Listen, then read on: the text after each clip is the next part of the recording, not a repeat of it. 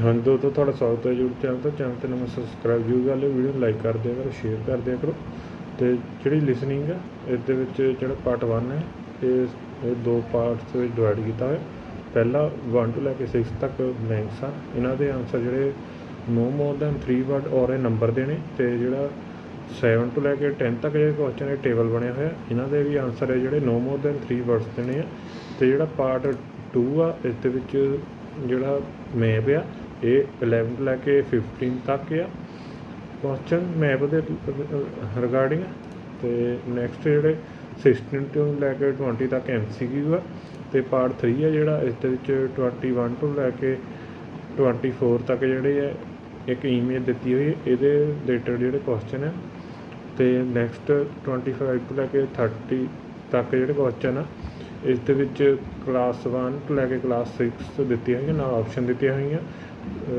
ਉਹਨਾਂ ਵਿੱਚ ਜਿਹੜੀ ਮੈਚ ਇਨਫੋਰਮੇਸ਼ਨ ਕਰਕੇ ਅਤੇ ਜਿਹੜਾ ਕਰੈਕਟ ਆਨਸਰ ਉਹ ਲਿਖਣੇ ਆ। ਅਤੇ ਨੈਕਸਟ ਪਾਰਟ 4 ਜਿਹੜਾ ਆ ਇਸ ਦੇ ਵਿੱਚ 31 ਤੋਂ ਲੈ ਕੇ 36 ਤੱਕ ਇੱਕ ਪ੍ਰੋਸੈਸ ਬਣਿਆ ਹੋਇਆ ਅਤੇ ਬਲੈਂਕਸ ਨਿਊਕਲੀਅਰ ਪਾਵਰ ਪਲਾਂਟ ਦੇ ਰਿਗਾਰਡਿੰਗ ਆ। ਅਤੇ ਇਹਨਾਂ ਦੇ ਆਨਸਰ ਨੋ ਮੋਰ ਦੈਨ 3 ਵਰਡਸ ਦੇਣੇ। ਨੈਕਸਟ ਲਾਸਟ 37 ਤੋਂ ਲੈ ਕੇ 40 ਤੱਕ ਜਿਹੜਾ ਇੱਕ ਟੇਬਲ ਬਣਿਆ ਹੋਇਆ ਅਤੇ ਇਹਨਾਂ ਦੇ ਆਨਸਰ ਜਿਹੜੇ ਆ ਨੋ ਮੋਰ ਦੈਨ 3 ਵਰਡਸ ਦੇਣੇ ਆ। ਇਹ ਜਿਹੜੇ ਬਲੈਂਕਸ ਆ ਤੁਸੀਂ ਸਾਡਾ WhatsApp ਗਰੁੱਪ ਜੁਆਇਨ ਕਰ ਸਕਦੇ ਹੋ, ਸਕਰੀਨ 'ਤੇ ਦਿੱਤੇ ਹੋਏ ਨੰਬਰ 'ਤੇ ਮੈਸੇਜ ਕਰਕੇ ਆਪਣਾ ਨੇਮ। ਅਤੇ ਟੈਲੀਗ੍ਰਾਮ ਗਰੁੱਪ ਦਾ ਲਿੰਕ ਜਿਹੜਾ ਸਕਰੀਨ 'ਤੇ ਸ਼ੋ ਕੀਤਾ ਹੋਇਆ, ਇਹਨੂੰ ਬਰਾਊਜ਼ਰ 'ਚ ਓਪਨ ਕਰਕੇ ਟੈਲੀਗ੍ਰਾਮ ਗਰੁੱਪ ਜਿਹੜਾ ਜੁਆਇਨ ਕਰ ਸਕਦੇ ਹਾਂ। ਅਤੇ ਹੁਣ ਆਪਾਂ ਜਿਹੜੇ ਲਿਸਨਿੰਗ ਹੈ ਉਸ ਨੂੰ ਸਟਾਰਟ ਕਰਦੇ ਹਾਂ। Part 1.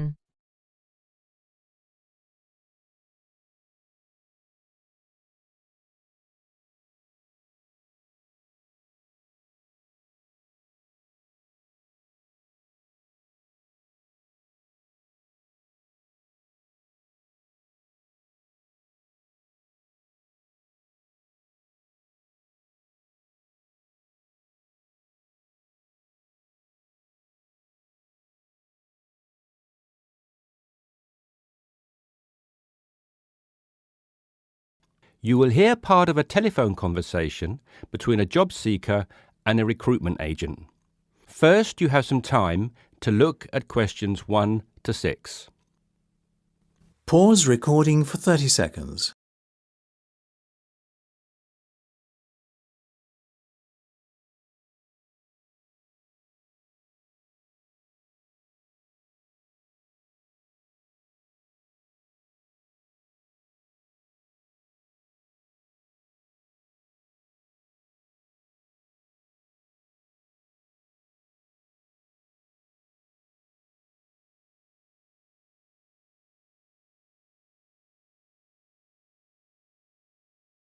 You should answer the questions as you listen because you will not hear the recording a second time.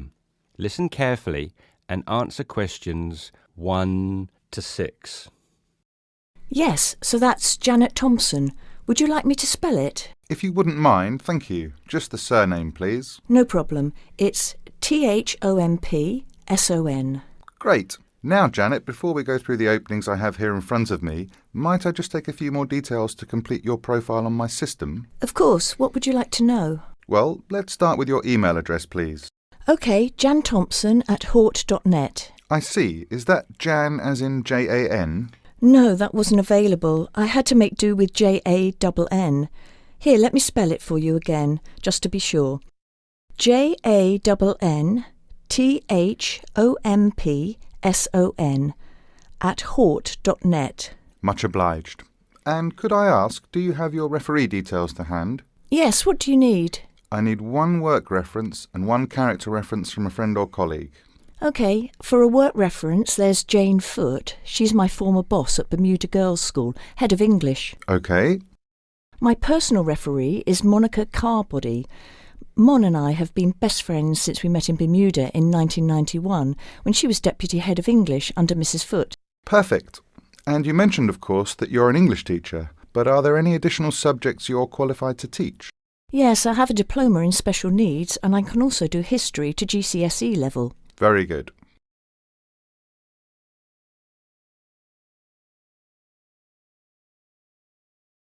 Before listening to the rest of the conversation, you have some time to look at questions 7 to 10.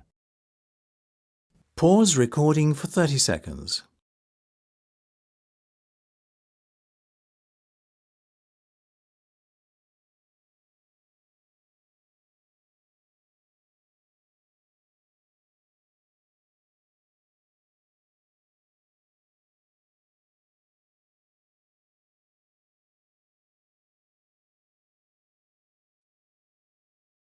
Now listen and answer questions 7 to 10. Do you think I stand a good chance of finding something? Oh, better than good. In fact, we have some positions we can offer you today. You see, it's not so difficult to find a temporary role. Tell you the truth, there are plenty of them around, but getting a permanent position will prove a little more trying though. Would you be prepared to take up a position short term? Of course, anything that pays. Excellent. Well, there are 3 positions that I can offer you right now. The first is a teacher of English in LaSalle School. I'm sure you know it, right in the city centre. Yes, near where I live, actually. Even better. Well, it's a 6-month contract, and the very attractive thing about this role is that the head of English at LaSalle will, if she's satisfied with your performance after 6 months, offer to make you a permanent member of staff. Wow, that's food for thought. It certainly is, bearing in mind what I said before about how hard it is to find a permanent role. The second position I have to offer you is in a school near Chelsea. It's called the Chelsea Free School. Are you familiar? I can't say that I've heard of it. Well, this contract is for 1 year, which is a lot better, looking at it from a short-term job security perspective, than the first role I mentioned. But you also have to realise that you are a temporary replacement for a female teacher who has taken maternity leave. There is no prospect of the position being made permanent. I see. I have one other vacancy at the minute, though I doubt you'll find it quite so appealing. It's situated in rural Cambridgeshire. I'll spell that just in case you want to take it down. CambridgeShire.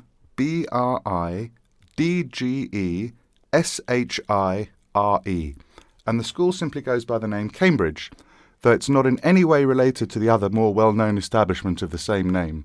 I was just going to ask that. What a lovely location, though, eh? Yes, but there's a catch. It's only a 6-week contract to cover for someone on extended sick leave. I see. Well, I guess that's ruled out then. What sort of salary can I... That is the end of part 1. You now have half a minute to check your answers.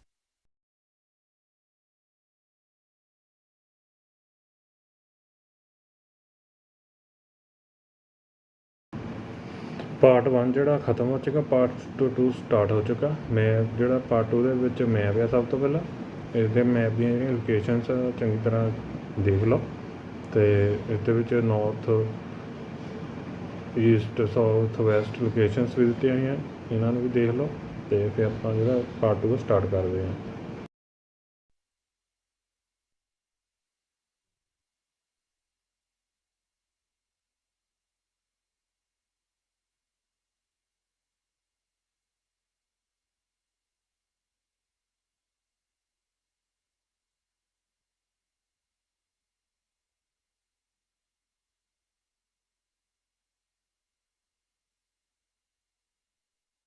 Now turns to part 2. Part 2.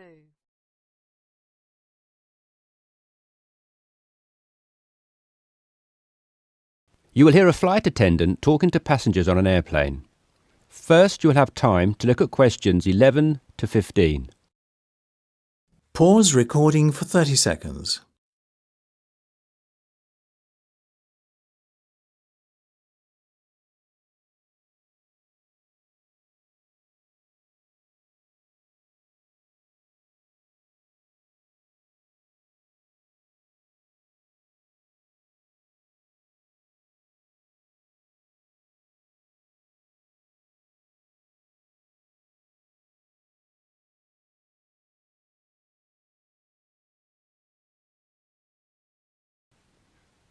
Now listen carefully and answer questions 11 to 15. Good morning, everyone. I hope you all slept soundly overnight. I'm pleased to confirm that our flight is running on schedule and we expect to arrive in Christchurch at 8 a.m. local time. That's about 50 minutes from now. I've been advised by our pilot to warn you that there may be some turbulence on our descent, so please remain seated and have your seatbelt on at all times. As you may have heard, a fairly severe tropical depression is headed for New Zealand and in fact is reaching the west coast of the South Island as we speak. Thankfully, we are landing on the east coast, where the weather is still relatively good. Wind speeds are steady at around 15 miles per hour and the sky is generally overcast, though the sun may creep out from time to time as the morning progresses. That said, when the storm reaches this afternoon, conditions will deteriorate rather quickly. Please exercise extreme caution if you're travelling anywhere on the island today. As I said, the storm has already made landfall on the west-northwest coast, and we're getting reports of high seas and very strong winds of around 75 miles per hour, with gusts up to 110 in Collingwood. Heavy and thundery rainfall is also being reported there. The Southern Alps are experiencing severe blizzard conditions, and there is a virtual whiteout on the roads. There are accumulations of up to 3 foot of snow already, so please, under no circumstances, be tempted to take the mountain road from Christchurch to Bluff. Use the coastal route for the entire journey if you must go down south. Over in the west, in Hokitika and the southwest, in Milford, conditions are bad with heavy rain, high winds and high seas. In fact, several tornadoes were reported in Hokitika and also in Lewis, which is slightly further inland. Also inland, on the northern edge of the Southern Alps, Arthur's Pass should be avoided at all costs. Roads are closed due to the heavy snowfall. Kaikoura has reported wind speeds of 45 miles per hour, with occasional gusts a bit stronger, but so far it has escaped the heavy rain. At present, it is windy and cloudy there. Before you hear the rest of the discussion, you have some time to look at questions 16 to 20. Pause recording for 30 seconds.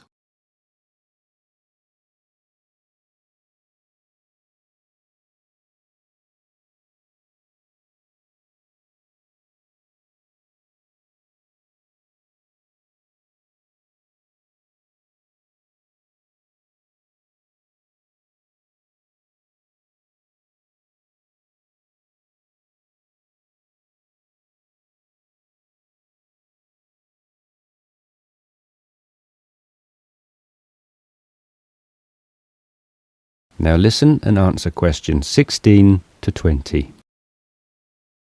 Hello again, ladies and gentlemen. We should be landing in approximately 10 minutes' time. Just an update for you on the weather conditions in and around Christchurch. We expect the storm to reach us by approximately 1 p.m. Town officials are closing all roads out of town as conditions are simply going to be too dangerous, with the risk of falling trees and flying debris too high. Roads will have officially been closed for 30 minutes by the time we land at 8 a.m. Passengers whose travel plans did not entail an overnight stay in Christchurch, we would like to extend our apologies to you on behalf of the Christchurch Town Council for the inconvenience caused. However, it is in the interest of safety that these steps have been taken. Those of you without accommodation should go straight to our customer service desk at the airport, where a council official will be waiting to take you to temporary shelters in the town. Those of you who are staying in Christchurch should go to your hotel and follow the instructions of staff there. It may yet be necessary to evacuate you down to the shelters as well. This decision will be made by hotel staff who are monitoring the situation very carefully. The storm has made a direct hit on the island. The storm eye is expected to arrive in Christchurch at about 4 p.m., after which a brief period of calm will be experienced. The western wall of the storm will then hit at approximately 4:30, and the extreme winds and heavy rain should have improved by about 7 p.m. All roads will be reopened from 9 p.m. onwards. However, We're advising people to refrain from driving unless absolutely necessary, as conditions will be extremely hazardous with a risk of flooding everywhere. Flash flooding is a real danger for the valley towns of the south in particular, as mountain rivers and tributaries have already swelled to record levels. High winds have already caused massive power cuts in West Coast towns, and a string of major tornadoes have caused havoc across the Midlands. If at all possible, stay in Christchurch until tomorrow morning, when the clean-up will begin. And, above all, stay safe. That is the end of part 2. You now have half a minute to check your answers. Part 2 ਜਿਹੜਾ ख़त्म ਹੋ ਚੁੱਕਾ, part 3 start ਹੋ ਚੁੱਕਾ। ਇਸ ਦੇ question ਜਿਹੜੇ ਆ ਸਾਰੇ ਚੰਗੀ ਤਰ੍ਹਾਂ ਰੀਡ ਕਰ ਲਓ, ਤੇ ਫਿਰ ਆਪਾਂ ਪਾਰਟ 3 ਜਿਹੜਾ ਸਟਾਰਟ ਕਰਦੇ ਹਾਂ।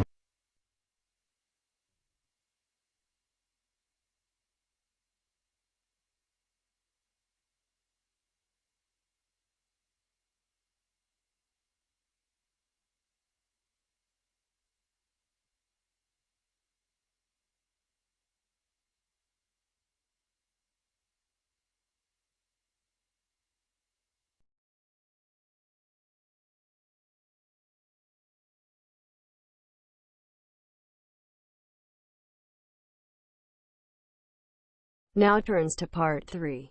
Part 3.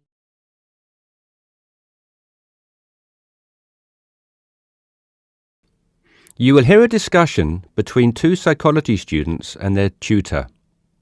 First, you have some time to look at questions 21 to 24. Pause recording for 30 seconds. Now listen carefully and answer questions 21 to 24. So, how did you find the lecture yesterday? Reasonably interesting, but he sort of rushed through Maslow's work, which, considering it's been covered before, is fine for everyone else except me, who missed the last lesson. Why don't you fill him in then, Tina? Me? Oh, OK. Well, basically, it's simple enough. We all have certain needs, and what Maslow did was group them into categories. Depending on how successful your life has been or what stage of life you are at, your needs change and you shift from one of Maslow's categories into another. First, there's your basic needs. Physiological needs, the professor said. Is that right? Very good. These needs are pretty obvious. They're our most basic ones. Things every human needs to survive and function, like air, water, food, clothing and shelter. It's not rocket science, this bit. Maslow just points out that until we have satisfied those basic needs, our desires don't evolve into anything more complex, and we don't seek any greater form of fulfillment. Isn't that a bit irrelevant today? Not really. Millions of people in the developing world are still fighting to fulfill these needs, fighting for their very lives every day. Good point. So anyway, Maslow represented what he called his hierarchy of needs on a pyramid, or, in 2D, a triangle. With physiological being at the base, presumably. Yes, it's obvious, isn't it? What's at the other end of the spectrum, then? Well, to be at the pinnacle, you've got to have mastered the other levels of need. Then you are in the self-actualization zone. This is a place where you are very at one with yourself and looking to make the absolute most of your skills, talent and potential. You can only focus on maximising these, though, of course, if, as Maslow reminds us, you're fulfilled in every other sense. And what are these in-between levels, then? Well, after you've found food and water and shelter and so on, the next step is to fulfil your safety requirements. Safety does not just mean your physical safety, though. That's far too simplistic. It's also about your emotional safety, your job security and so on. And let me guess, after that it's the need for esteem. No, Maslow reasoned that after your physiological and safety needs are fulfilled, the next most urgent requirement is for friendship, intimacy, companionship and so on. You know, on an emotional level, building a family, having relationships, etc. Only then, after you have found a sense of belonging, does the need for esteem take precedence, he argues. Presumably that's the need to feel accepted and valued. Yes, but more on that later. Do you feel more comfortable now? Yes. Thank you both. Before you hear the rest of the discussion, you have some time to look at questions 25 to 30. Pause recording for 30 seconds.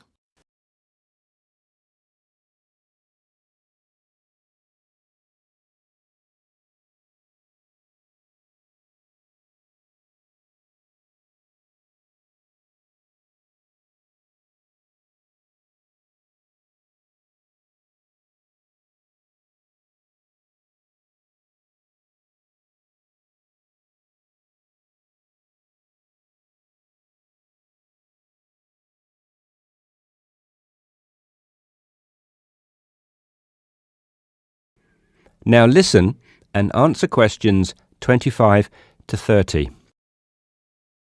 OK, now that you are both familiar with Maslow's hierarchy of needs, let's look at a few cases in point. Case 1. Crime boss in the slums of Mumbai. What do you think? Surely very low.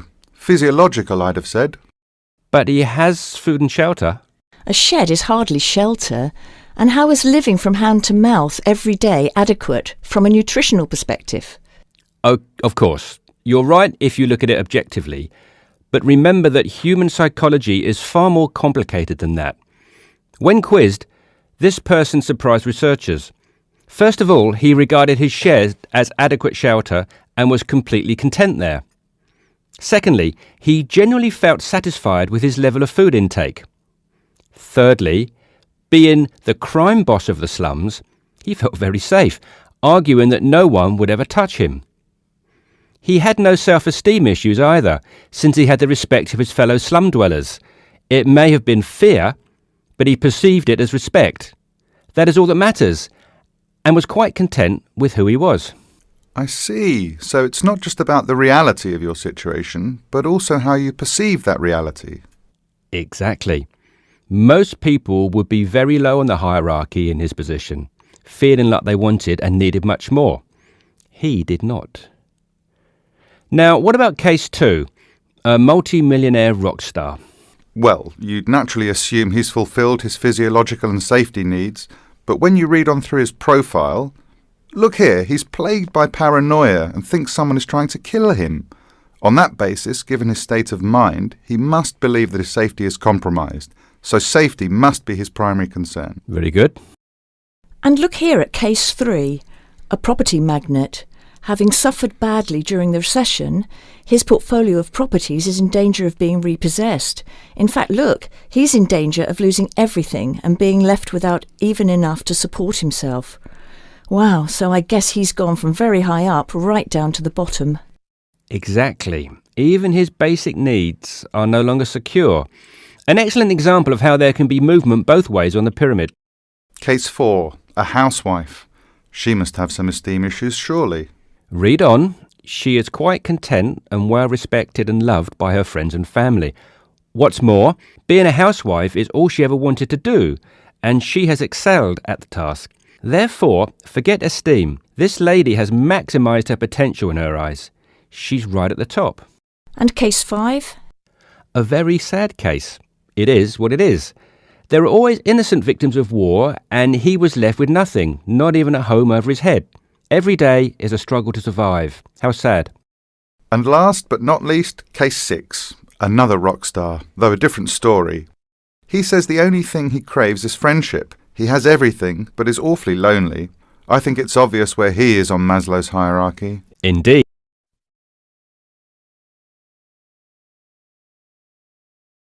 That is the end of part 3. You now have half a minute to check your answers.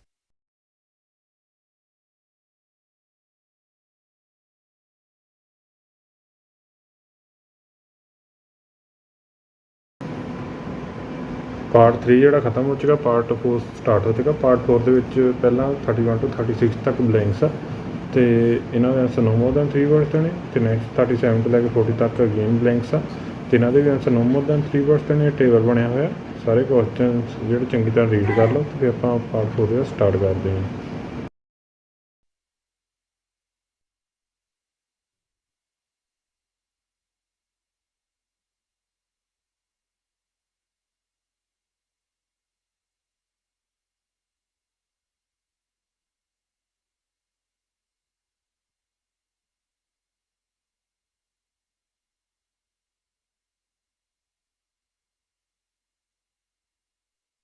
Now turns to Part 4.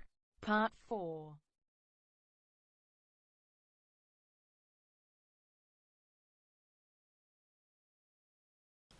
You will hear part of a talk about what happened at the Fukushima power plant after the March 2011 earthquake. First, you have some time to look at questions 31 to 36. Pause recording for 30 seconds.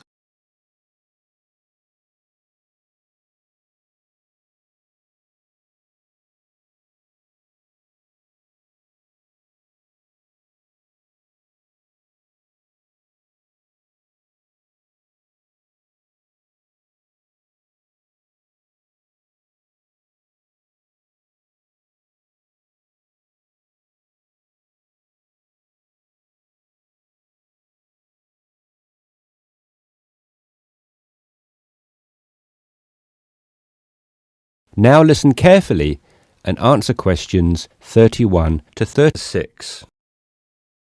To really understand what went on at Fukushima after the tragedy, which was the March the 11th tsunami, I'm going to have to give you a brief introduction to nuclear power and an insight into how a nuclear power plant like Fukushima functions.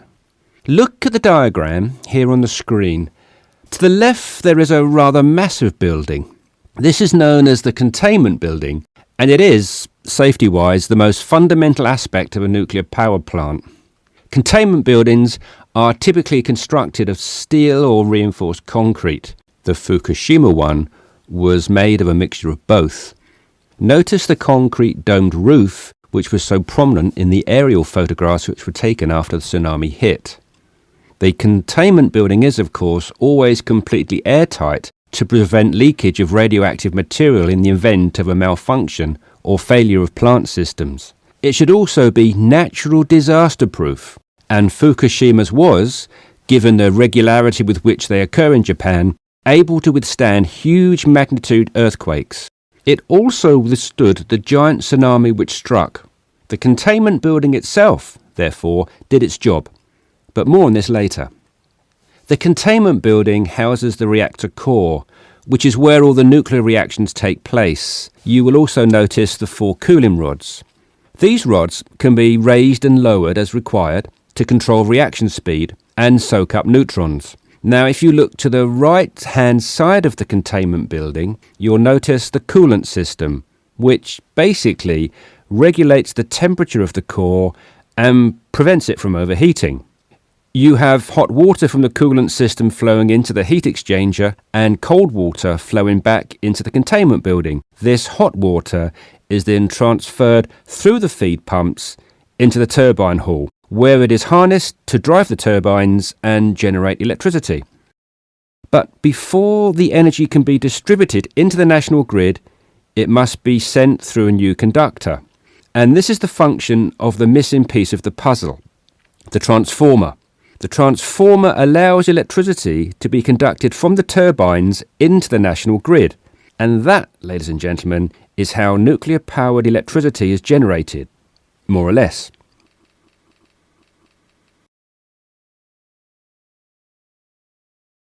Before you hear the rest of the talk, you have some time to look at questions 37 to 40. Pause recording for 30 seconds.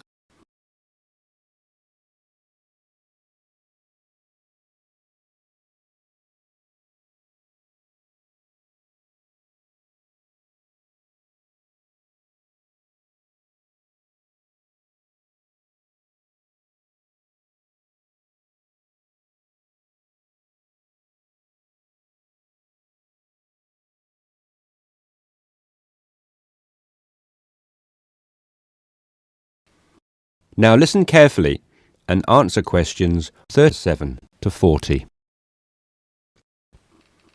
So, what went wrong at Fukushima? Well, let's begin at the beginning.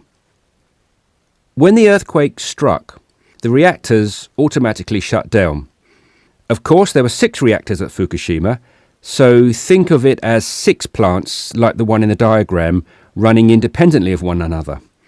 In actual fact, only 3 of the reactors needed to be shut down, as reactors 4 to 6 were being inspected. so had already ceased to be operational. When the reactor shut down, no more electricity was being produced, so a new source of power was needed to run the cooling systems and prevent the reactor core from overheating. This is where the plant's on-site diesel generators came in. They were immediately powered on and the reactor core's temperatures were being regulated again. So far so good. But 50 minutes after the earthquake, the tsunami hit, breaching the plant's 5.7 metre defensive seawall. The tsunami flooded the basements of the 6 turbine halls and disabled the diesel generators. And this is where the problem began. You see, the containment buildings actually did their job, and reactors 1 to 6 were not compromised by the earthquake or the subsequent tsunami. However, site engineers and safety personnel had failed to take into account the possibility of the seawall being compromised.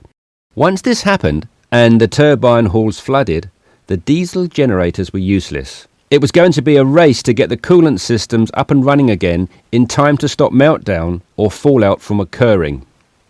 With the generators down, power was now being supplied by batteries with a life of no more than 8 hours each, the last resort the plant had in an emergency of this nature.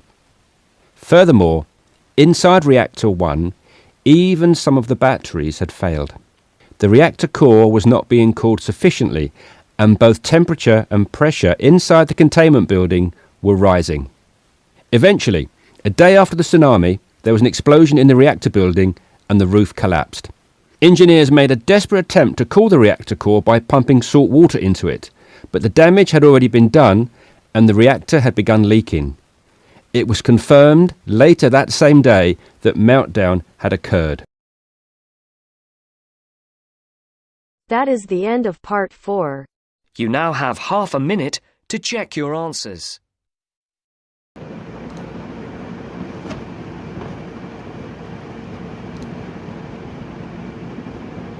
Part 4 ਜਿਹੜਾ ਖਤਮ ਹੋ ਚੁੱਕਾ ਤੇ ਹੁਣ ਆਪਾਂ ਜਿਹੜੇ answer ਦੇਖਾਂਗੇ। First ਹੈਗਾ ਜਨ ਥੋਮਸਨ, ਨੈਕਸਟ ਹੈਗਾ ਹੈਡ ਆਫ ਇੰਗਲਿਸ਼, ਨੈਕਸਟ ਹੈਗਾ best friend, next English teacher, next special needs, next history, next permanent, next 1 year contract, next maternity leave, next rural, Cambridgeshire, next S, next A, next H, next D, next B, next A, next C, next B, next C, next again C, next E, next A, next C, next B, next E, next B, next A, next E, next A, next C, next हैगा concrete dormant roof, next reactor core, next हैगा cooling rods, next हैगा coolant system, next हैगा turbine hall, next हैगा transformer, next हैगा automatically shut down, next हैगा breaching, next हैगा generators, next हैगा confirmed. Thank you for watching.